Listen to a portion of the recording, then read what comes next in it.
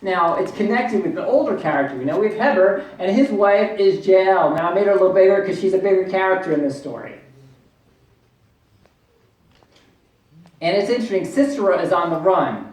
And he doesn't run where all the other troops are going, Harosheth and Goyim, because he's a smart warrior. He knows that we took care of all the warriors from that area. I'm going where King Jabin is. So I'm going to go where they're not going to find me. And he goes running up north, right past the tent of Jael.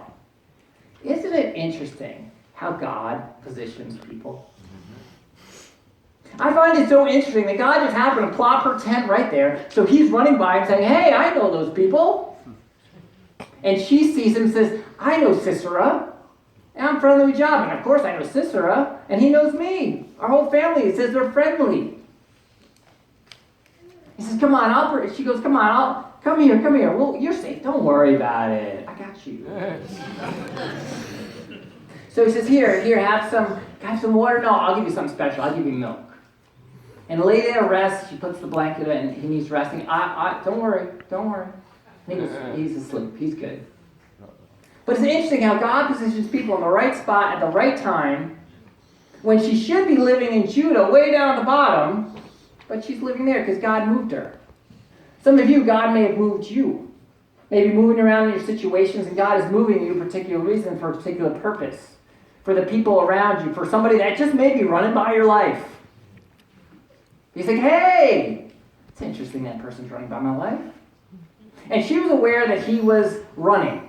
And Sisera is military leader. He shouldn't be running from battle unless he's lost. The mighty Sisera is 900 chariots. She knows he's lost.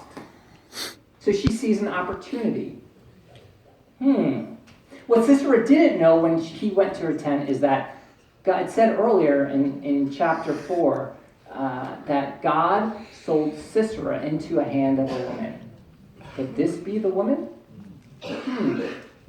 Let's keep reading and find out. Verse 21 through 22. Then Jael, Heber's wife, took a tent peg. You know, for junior high boys, this is one of my favorite stories. Let's keep reading. I'll start again. Verse 21. Then Jael, Heber's wife, took a tent peg and took a hammer in her hand and went softly to him and drove the tent peg into his temple. And it went down into the ground. Glory, sorry about that. But junior high boys love it. For he was fast asleep and weary, so he died.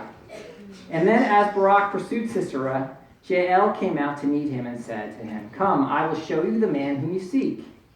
And when he went into her tent, there lay Sisera dead with a peg in his temple. Sorry for those who think it's gory. But so here's an interesting fact about Jael. She, for nomadic tribes of the day, ones that traveled with their sheep and livestock, and so they traveled. The woman's job was to put up tents. The woman's job was to take care of food. The woman's job was to take care of the family. That was her job. So she was really skilled at putting up tents. And all the tents had a bunch of tent pegs where you got to hammer into the ground. She knew how to soft ground how to hammer it in. She knew how hard she had it for a hard ground. She was very skilled with that weapon.